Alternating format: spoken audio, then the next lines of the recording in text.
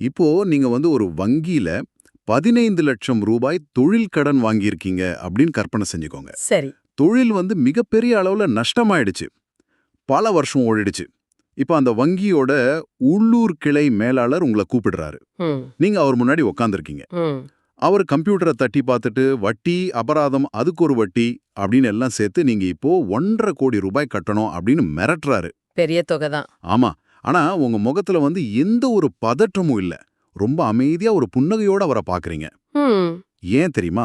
ஏன்? அந்த 1.5 கோடி கடனை தள்ளுபடி செய்யற அதிகாரம் அவருக்கு இல்ல அப்படிங்கிறது உங்களுக்கு நல்லா தெரியும். ம். வங்கியோட தலைமை அதிகாரிய, அதாவது சேர்மனை நேரா சந்திச்சா மொத்த கடனையும் ஒரே கையெழுத்துல காணாமாக்கிடலாம் அப்படிங்கிற ரகசியம் உங்களுக்கு தெரியும். ரொம்ப சுவாரஸ்யமான ஒரு உதாரணம் இது. இல்லையா? பிறவி பெருங்கடல்ல தத்தளிச்சிட்டு இருக்கிற நாம கர்மவினை அப்படிங்கிற மாபெரும் சுமையிலிருந்து எப்படி தப்பிக்கிறது அப்படிங்கிற பலாயிரம் கால தத்துவத்தை இந்த ஒரு சின்ன பேங்க் உதாரணத்தின் மூலமா ரொம்ப தெளிவா புரிஞ்சுக்க முடியும். கண்டிப்பா. நம்ம அன்றாட வாழ்க்கையோட பின்னி பிணைந்த இந்த ஒரு ஆழமான தேடலுக்கு உங்களை வரவேற்கிறேன். இப்போ இந்த பேங்க் உதாரணத்தை நம்ம தத்துவத்தோட எப்படி பொருத்தி பார்க்கிறது? இந்த உதாரணத்தோட ஆழத்தை நம்ம முழுமையா உணரும் பொழுது அது நமக்கு தர்ற தெளிவு அளப்பரியது. இப்போ நீங்க சொன்னீங்க இல்லையா, அந்த 1.5 கோடி ரூபாய் கடன். ஆமா. அதுதான் நம்ம பல பிறவிகளா சேர்த்து வச்சிருக்கிற பாவ புண்ணியங்கள். நம்ம அன்றாட வாழ்வுல சந்திக்கிற சின்ன சின்ன சவால்கள், வேண்டுதல்கள், இதுக்கெல்லாம் நம்ம பல தேவர்களை வணங்குறோம்.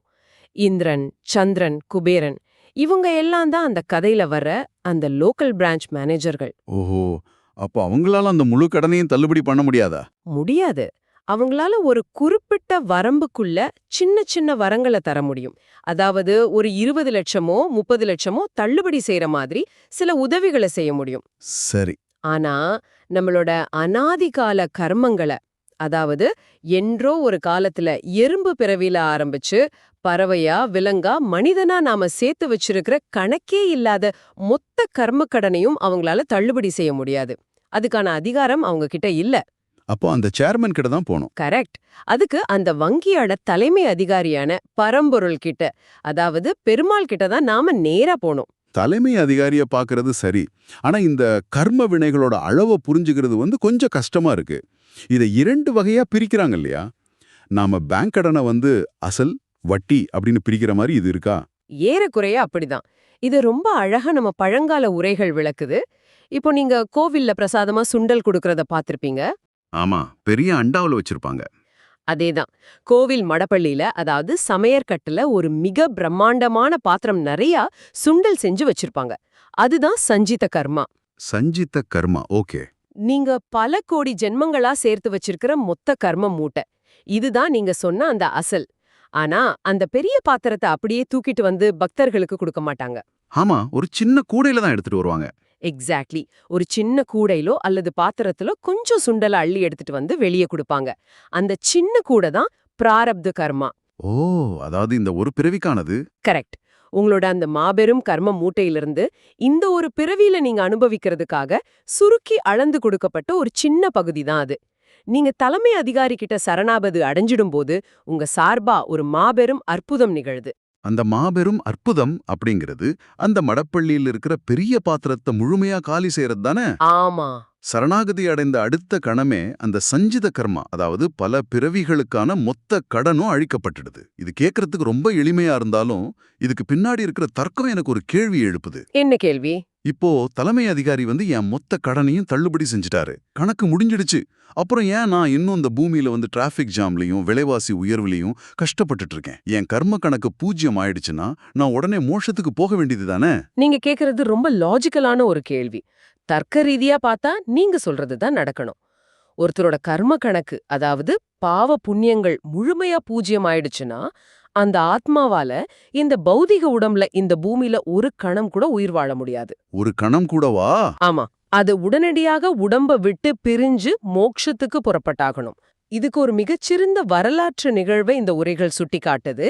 கோகுலத்துல சிந்தியந்தி அப்படின்னு ஒரு இடைப்பெண் வாழ்ந்து வந்தா. சிந்தியந்தி, சரி. அவளுக்கு கண்ணன் மேல அளப்பரிய பக்தி. ஒரு நாள் தூலத்துல கண்ணன் புல்லாங்குழல் வாசிக்கிற ஓசை அவளுக்கு கேக்குது.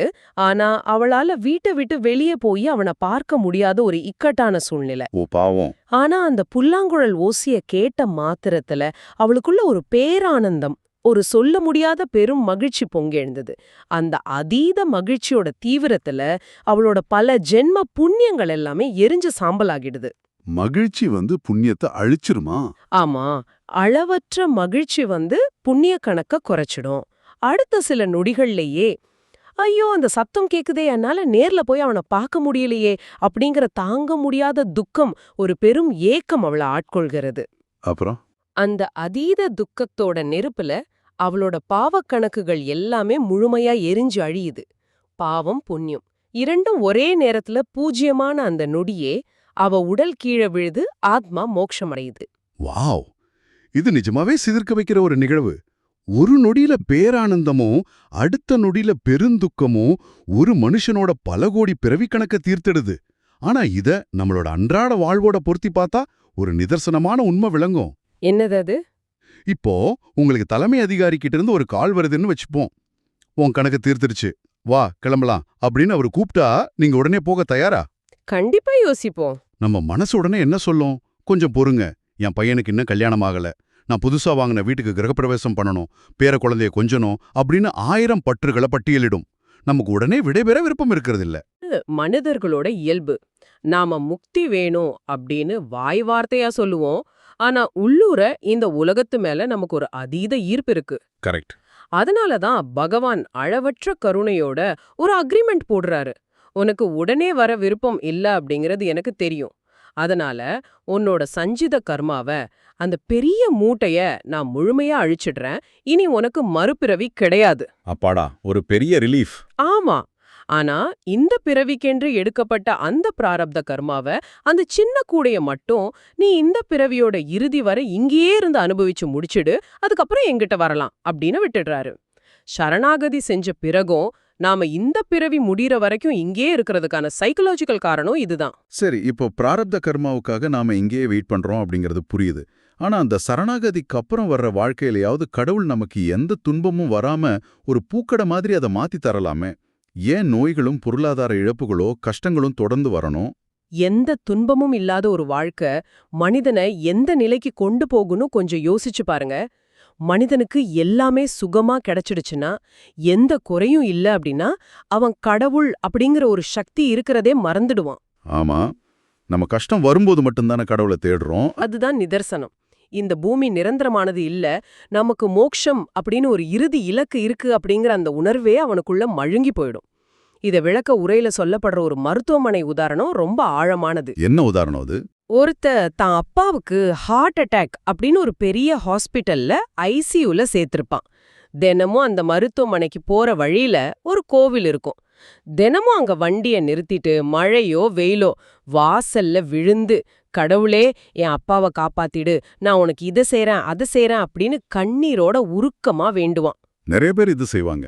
ஆனா சில வாரங்கள் கழிச்சு அப்பா முழுமையா குணமாகி வீட்டுக்கு வந்துடுவான். அதுக்கப்புறம் அதே வழியில தான் அவன் தினமும் ஆபீஸ் போவான். ஆனா அந்த கோவில் பக்கமே திரும்பி கூட பார்க்க மாட்டான். மனித மனம் அவ்வளோ சீக்கிரம் மறந்துடக்கூடியது. அப்போ துன்பம் அப்படிங்கிறது ஒரு ரிமைண்டர் அப்படின்னு சொல்றீங்க? ஆமா, சரணாகதி செஞ்ச ஒருத்தன் மோட்சத்தின் மேலான ஆசையை இழந்துடக்கூடாது, இந்த உலக மாயையில திரும்பவும் ஆழமா சிக்கிடக்கூடாது அப்படிங்கிறதுக்காகவே கடவுள் அவன் வாழ்வுல சில சின்ன சின்ன துன்பங்களை அனுமதிக்கிறார். அது கடவுள் கொடுக்கற தண்டனை கிடையாது. ஒரு அலாரம் மாதிரி. கரெக்ட். அது நம்மள தட்டி எழுப்பி, இது உன்னோட நிரந்தரமான வீடு கிடையாது, உனக்கான இடம் வேற எங்கேயோ இருக்கு அப்படின்னு நினைவூட்டுற ஒரு அலாரம். நாம போக வேண்டிய இடம் வேற எங்கேயோ இருக்கு அப்படிங்கிறது ரொம்ப தெளிவா புரியுது. அந்த இலக்க, அந்த முக்தியை அடையறதுக்கு வழிகள் என்ன அப்படின்னு தேடும்போது தரவுகள்ல 2 பிரதான வழிகளை பத்தி குறிப்பிடுறாங்க. ஒன்னு உபாசனை, மற்றொன்று சரணாகதி. ஆமா. இதை நான் எப்படி கற்பனை செஞ்சுக்கிறேன் அப்படின்னா, ஒரு 20 மாடி கட்டடத்தோட உச்சிக்கு போகணும். உபாசனை அப்படிங்கிறது அந்த 20 மாடிகளையும் படிக்கட்டுகள்ல ஒவ்வொன்னா ஏறி போற மாதிரி. பல வருஷம் கடுமையான தியானம், மூச்சு பயிற்சி, அஷ்டாங்க யோகம், கடுமையான உணவு விதிகள் அப்படின்னு எல்லாத்தையும் ஃபாலோ பண்ணணும். ரொம்ப கஷ்டமான பாதை அது. ஆமா, இதுல எங்கேயாவது ஒரு படியில கால் சறுக்குனா கூட திரும்பவும் கீழே முதல் படியிலிருந்து ஆரம்பிக்கணும். ஆனா சரணாகதி அப்படிங்கிறது அந்த பளபளப்பான லிஃப்ட்ல ஏறுற மாதிரி. உள்ள போய் பட்டனை அழுத்திட்டா போதும், அது எந்த சிரமமும் இல்லாம நம்மள உச்சிக்கு கொண்டு போய் சேர்த்துடும். அந்த லிஃப்ட் பயணம் அப்படிங்கிற ஒப்பீடு சரணாகதியோட எளிமைய ரொம்ப துல்லியமா காட்டுது. படிக்கட்டுகள்ல ஏறுறதை விட லிஃப்ட்ல ஏறுறது ரொம்ப ரொம்ப ஈஸி தான். ஆனா அந்த லிஃப்ட் பயணத்துல மனித மனம் எதிர்கொள்ற ஒரு மிக முக்கியமான சைக்கலாஜிக்கல் சவால் இருக்கு. என்ன சவால் அது? இப்போ நீங்க லிஃப்ட்ல ஏறிட்டீங்க, அது அமைதியா மேல போயிட்டு இருக்கு. திடீர்னு 14வது மாடிக்கும் 15வது மாடிக்கும் நடுவுல கரண்ட் கட் ஆகி லிஃப்ட் நின்னுடுது. சுத்தியும் இருட்டு சூழ்ந்துடுது. அப்போ மனித மனம் என்ன செய்யும்? பயத்துல உறைஞ்சி போயிடும். உடனே அந்த லிஃப்டோட கதவை நம்ம கைகளால நிம்பி திறக்க முயற்சி பண்ணுவோம். எப்படியாவது வெளியே தப்பிச்சிடணும் அப்படின்னு ஒரு பெரிய பதற்றம் தோத்திக்கும். அதுதான் நாம செய்யற மிகப்பெரிய தப்பு. சரணாகதி அப்படிங்கிற லிஃப்ட்டுக்குள்ள ரொம்ப தெளிவா எழுதப்பட்டிருக்கிற ஒரே விதி இதுதான். நடுவுல எந்த நெருக்கடி வந்தாலும் பதறாதீங்க, நான் பாத்துக்கிறேன். ஆனா நாம கண்டிப்பா பதறுவோம். ஆமா, ஆனா சரணாகதி செஞ்சவன், முழுமையா இறைவன் கிட்ட தன் பாரத்தை ஒப்படைச்சவன், எந்த சூழ்நிலையிலயும் அவர் பார்த்துப்பார் அப்படிங்கிற அசைக்க முடியாத நம்பிக்கையோட இருக்கணும். அதுல நம்மளோட சொந்த புத்தியோ, நாமே ஏதாவது தப்பிக்கிற வழிய கண்டுபிடிச்சிடலாம் அப்படிங்கிற அகங்காரமோ ஒரு துளி கூட கலக்கக்கூடாது. நம்மளோட சொந்த முயற்சியை கலக்கக்கூடாது அப்படிங்கிறத அந்த ஆஞ்சநேயரோட கதை ரொம்ப ஆழமா பதிவு செய்யுது. ராமாயண போர்ல இந்திரஜித் ஆஞ்சநேயர் மேல பிரம்மாஸ்திரத்தை ஏவுறான். அந்த பிரம்மாஸ்திரம் அப்படிங்கிறது ஒட்டுமொத்த பிரபஞ்சத்தையே அழிக்கக்கூடிய ஒரு மாபெரும் சக்தி. ஆமா. ஆனா அது கண்ணை ஒன்னும் செய்யாது அப்படிங்கிறது ஆஞ்சநேயருக்கு தெரியும். இருந்தாலும் அந்த அஸ்திரத்தோட பெருமைக்காக அதுக்கு முழுமையா கட்டுப்பட்டவர் மாதிரி எந்த எதிர்ப்பும் காட்டாம ரொம்ப அமைதியா உட்கார்ந்திருக்கார். அந்த பிரம்மாஸ்திரத்தை தான் நாம சரணாகதி அப்படின்னு எடுத்துக்கணும். தன்னை அந்த பிரம்மாஸ்திரம் கட்டி போட்டிருக்கு அப்படின்னு தெரிஞ்சும் அவர் பதறவே இல்ல. ஆனா அவர் ஏன் அமைதியா இருக்காரு அப்படின்னு புரிஞ்சுக்க முடியாத முட்டாள் அரக்கர்கள் அங்க ஒரு காரியம் பண்றாங்க. என்ன பண்றாங்க? இந்த குரங்கோ ஏதோ தந்திரம் பண்ணுது, இதை நம்பக்கூடாது அப்படின்னு சொல்லிட்டு தாங்கள் கொண்டு வந்திருந்த சாதாரண சணற்கயிற்ற ஆஞ்சநேயர் மேல கட்டி கைகளை இழுத்து கட்டுறாங்க. அந்த சாதாரண சணற்கயிறு அவர் மேல பட்ட அந்த வினாடியே பிரம்மாஸ்திரம் ஆஞ்சநேயரை விட்டு விலகி போயிடுது. அது ஏன் விலகி போகுது? அதுக்கு பின்னாடி இருக்கிற லாஜிக் என்ன? பிரம்மாஸ்திரம் அப்படிங்கிற அந்த மாபெரும் சக்திக்கு ஒரு சுய மரியாதை இருக்கு. உலகிலேயே மாபெரும் சக்தி கொண்ட என்னால இவனை கட்டி போட்டிருக்கேன். ஆனா நீங்க என்னோட சேர்த்து இந்த ஒரு அற்பமான சணற்கயிற்றையும் நம்புறீங்களா? என் மேல உங்களுக்கு முழு நம்பிக்கை இல்லையா? அப்படின்னா நீங்க இந்த சணற்கயிற்றையே நம்பிருங்க, நான் விலகிக்கிறேன் அப்படின்னு அது போயிடுது. அட, இது நம்ம அன்றாட வாழ்வுல நாம செய்யற ரொம்ப துல்லியமான தப்பு இல்ல? நாம கடவுர்கிட்ட சரணாகதி செஞ்சுட்டோம் அப்படின்னு பெருமையா சொல்லுவோம். பிரம்மாஸ்திரத்தை நம்பிட்டு தான் நினைப்போம். ஆனா வாழ்க்கையில ஒரு சின்ன பொருளாதார சிக்கலோ இல்ல குடும்ப பிரச்சனையோ வரும்போது கடவுள் பார்த்துப்பார் அப்படின்னு அமைதியா இருக்க மாட்டோம். கண்டிப்பா மாட்டோம். நாமே குறுக்கு வழியில ஏதாவது பண்ணலாமா, யாருடைய காலையாவது விழலாமா அப்படின்னு நம்மளோட அற்பமான சொந்த முயற்சிகளை அந்த சணற்கயிற்றை எடுத்துட்டு வருவோம். சரணாகதி அப்படிங்கிற பிரம்மாஸ்திரத்தோட நம்மளோட பதற்றத்தையும் சொந்த புத்தியும் கலந்தா அந்த சரணாகதி நம்மளை விட்டு விலகிடும். கரெக்ட். லிஃப்ட்ல ஏறின பிறகு நாமே சுவத்தை பிடிச்சு மேலே ஏற முயற்சி பண்ற மாதிரி ஒரு முட்டாள்தனம் அது. சரணாகதியோட ஆணிவேர் அதுதான். நான் என்றுமே என் சுமையை சுமக்க போறதில்ல, என் தலையில எந்த பொறுப்பும் இல்ல அப்படிங்கறத ஒருத்தன் அடிமனசுல இருந்து ஏத்துக்கணும். அந்த அகங்காரமற்ற தன்மை தான் சரணாகதியை காப்பாத்தும். ஒரு நிமிஷம், நீங்க சொல்றத கேட்ட எனக்கு கொஞ்சம் பயமா தான் இருக்கு. உன் சுமையை முழுமையா இறக்கி வச்சிடு, அவர் பார்த்துப்பார் அப்படின்னு கடவுள்கிட்ட எல்லாத்தையும் ஒப்படைக்க சொல்றீங்க.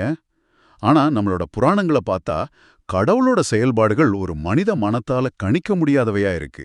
எதை வச்சு அப்படி சொல்றீங்க? அவர் இரணியனை ரொம்ப கொடூரமா வதம் செய்யறாரு. அதே சமயம் அவன் பையன் பிரகலாதனை ரட்சிக்கிறாரு. ராவணனை கொல்றாரு. ஆனா அவன் தம்பி விபீஷ்ணனை காப்பாத்தி மகுடம் சூட்டுறாரு. அவருக்கு எந்த விதிகளும் கிடையாது.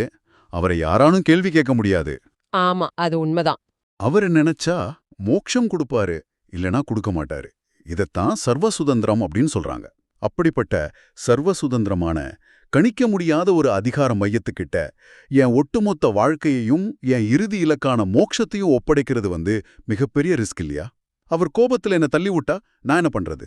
உங்களோட இந்த பயம் ரொம்ப ரொம்ப நியாயமானது. இது பல ஆயிரம் ஆண்டுகளா பல தத்துவ ஞானிகளுக்கு தோன்றின ஒரு லாஜிக்கான கேள்வி. சர்வ சுதந்திரம் கொண்ட அந்த பரம்பொருளை நேரடியா அணுகிறது அப்படிங்கிறது ஒரு சாதாரண மனுஷனுக்கு சாத்தியமே இல்லாத ஒரு விஷயம் இல்லையா? பின்ன ஒரு நெருப்பு பிழம்ப நாம எப்படி நேரடியா தொட முடியும்? பகவான் கிட்ட எல்லையில்லாத அருளும் இருக்கு, அதே சமயம் கொடுங்கோபமும் இருக்கு. அவர் சுட்டெரிக்கும் சூரியன், குளிர்ந்த சந்திரன் ரெண்டையும் தன்னுள் கொண்டவர். அவர் எப்ப கோபப்படுவாரு, எப்ப கருணை காட்டுவாருன்னு யாருக்கும் தெரியாது. அப்ப அவர் எப்படி நம்புறது?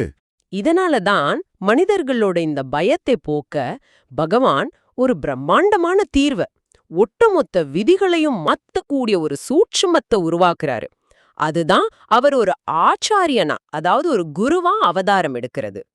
கடவுள் நேரா வராம ஆச்சாரியனா வர்றாரு அப்படின்னா அதுல என்ன அடிப்படை வித்தியாசம் இருக்கு? ஒரு குரு கிட்ட, ஆச்சாரியன் கிட்ட கோபத்துக்கு இடமே கிடையாது. அங்க அருள் மற்றும் முடிவில்லாத கருணை மட்டுமே இருக்கும். ஆச்சாரியன் முழுமையா குளிர்ந்த சந்திரன் போன்றவர். பகவான் என்ன யோசிச்சார்னா, நான் சக்கரம், சங்கு, வில், அம்பு அப்படின்னு பயங்கரமான ஆயுதங்களை கையில ஏந்தி பிறந்தா மக்கள் பயந்து நடுங்குறாங்க. கண்டிப்பா. என்னுடைய சர்வ சுதந்திரத்தை பார்த்து யாருமே என் பக்கம் வர வறுக்கறாங்க. அதனால இந்த முறை இந்த ஆயுதங்கள் எல்லாம் கீழே வச்சுட்டு மக்களை நல்வழிப்படுத்துற சாஸ்திரங்களை, அதாவது வேதம், புராணம், பாசுரங்கள் போன்ற புத்தகங்களை மட்டும் கையில ஏந்தி அவங்கள திருத்தி ஆட்கொள்ள ஒரு ஆச்சாரியனா பிறப்பேன் அப்படின்னு முடிவு செய்யறாரு. வாவ், இது உண்மையாவே ஒரு மாபெரும் ஆறுதல். ஒரு அதிகார மையத்தை நேரா அணுக பயமா இருந்தா நம்மள போலவே ஒரு மனிதனா நம்ம கைய பிடிச்சு கூட்டிட்டு போக, நம்ம தவறுகளை பொறுத்துக்க ஒரு ஆச்சாரியன் வர்றான் அப்படிங்கிறது மிகப்பெரிய நிம்மதியை தருது. இதன் உச்சகட்டமான நிகழ்வாதான் ஸ்ரீபெரும்புதூர்ல சித்திரை மாத திருவாதிரை நட்சத்திரத்துல பகவத் ராமானுஜர் அவதரித்தார் அப்படின்னு இந்த உரை கொண்டாடுது. ராமானுஜர் வெறும் ஒரு சாதாரண மனிதர் கிடையாது, அவர் ஆதிசேஷனின் அம்சம். ஓஹோ. பெருமாளோட 5 ஆயுதங்களோட, அதாவது சங்கு, சக்கரம், கதை, வாள், வில் ஆகியவற்றோட ஒட்டுமொத்த சக்தியையும் தன்னுள் கொண்டு பிறந்தவர். கடவுளோட கோபத்தை பார்த்து நீங்க பயப்பட வேண்டாம், அவர் சர்வ சுதந்திரமா எதையும் செஞ்சுடுவார் அப்படின்னு நடுங்க வேண்டாம். இதோ உங்களில் ஒருவனா எல்லையில்லாத கருணையே வடிவான ஆச்சாரியனா நான் வந்திருக்கேன். அடடே. என்ன புடிச்சுக்கோங்க, உங்களை நான் மோட்சத்துக்கு கொண்டு சேர்க்கிறேன் அப்படின்னு உத்தரவாதம் தரவே அவர் அவதரித்தார். நாம நேரா பகவான் கிட்ட போய் சரணடைய தேவையில்ல, ஆச்சாரியனோட பாதங்களை பற்றிக்கிட்டாலே போதும் அப்படிங்கிற அந்த மாபெரும் தீர்வை ராமானுஜர் நமக்கு வழங்கினாரு. நம்மளோட சுமை இனி நம்ம கிட்ட இல்ல, நம்மள பொறுப்போட கரையேற்ற ஒரு கருணைமிக்க ஆச்சாரியன் இருக்காரு அப்படிங்கிற இந்த உணர்வு பல கோடி ஜென்மத்து மலைய தூக்கி எரிஞ்சது போல இருக்கு. இன்னைக்கு நாம பயணித்த இந்த தேடல் எவ்வளவு வியப்பானது. ஆமா, ரொம்பவே ஸ்பெஷல். ஒரு சாதாரண பேங்க் கடன்ல ஆரம்பிச்சு அசல் மற்றும் வட்டி போல சஞ்சித கர்மா, பிராரப்த கர்மா எப்படி செயல்படுது அப்படின்னு பார்த்தோம். சிந்தியந்தியோட கதையின் மூலமா ஒரு நொடியில மாபெரும் கர்ம கணக்குகள் எப்படி பூஜ்யமாகுது அப்படிங்கிறத உணர்ந்தோம். கரெக்ட். மருத்துவமனை உதாரணத்தின் வழியா சின்ன சின்ன துன்பங்கள் எப்படி நம்மளை விழிப்போட வச்சிருக்கு அப்படின்னு புரிஞ்சுக்கிட்டோம். எல்லாத்துக்கும் மேலா சரணாகதி அப்படிங்கிற லிஃப்ட்ல ஏறின பிறகு பிரம்மாஸ்திரத்தின் மேல நம்பிக்கை வச்சு நம்மளோட சிறு முயற்சிகளை எப்படி கைவிடணும் அப்படிங்கிறதையும், நம்மள ரட்சிக்க கடவுளே ஆச்சாரியனா இறங்கி வந்த கருணையையும் ரொம்ப ஆழமா பேசினோம். இந்த தரவுகள் நமக்கு வெறும் தத்துவங்களை மட்டும் போதிக்கல, அது வாழ்க்கையோட நடைமுறை சிக்கல்கள்ல இருந்து எப்படி விடுதலை பெறுவது அப்படிங்கிற சைக்கலாஜிக்கல் தைரியத்தையும் தருது. அறிவை விட இந்த உணர்வை முழுமையா நம்பி ஏத்துக்கிறது தான் சரணாகதியோட உண்மையான வெற்றி. ரொம்ப ஆழமான வார்த்தைகள். இப்போ உங்களை நோக்கி ஒரு இறுதி சிந்தனையை நான் வைக்கிறேன். இன்னைக்கு நீங்க உங்க வாழ்க்கை பிரச்சனைகளை தீர்க்க சரணாகதி அப்படிங்கிற அந்த பாதுகாப்பான லிஃப்ட்ல ஏறிட்டீங்க. நீங்க செய்ய வேண்டியதெல்லாம் பொறுமையா காத்திருக்கிறத மட்டும்தான். நாளைக்கு உங்க வாழ்க்கையில ஒரு எதிர்பாராதமே எக்கடி, ஒரு பெரும் கஷ்டம் வரும்போது நீங்க என்ன பண்ண போறீங்க? பதட்டத்துல லிஃப்டோட கதவை உடைச்சிட்டு வெளியே தப்பிக்க முயற்சி பண்ணுவீங்களா? அல்லது என் ஆச்சாரியன் அப்படிங்கிற பிரம்மாஸ்திரம் என்னை காப்பாற்றும் அப்படிங்கிற முழு நம்பிக்கையோட அந்த அற்பமான சணற்கயிறு கட்டுகளை புறக்கணிச்சிட்டு ரொம்ப அமைதியா அந்த பயணத்தை தொடருவீங்களா? யோசிச்சு பாருங்க. அந்த அமைதி தான் உங்களோட விடுதலையோட தொடக்கம். மீண்டும் ஒரு சுவாரஸ்யமான தேடலில் சந்திப்போம்.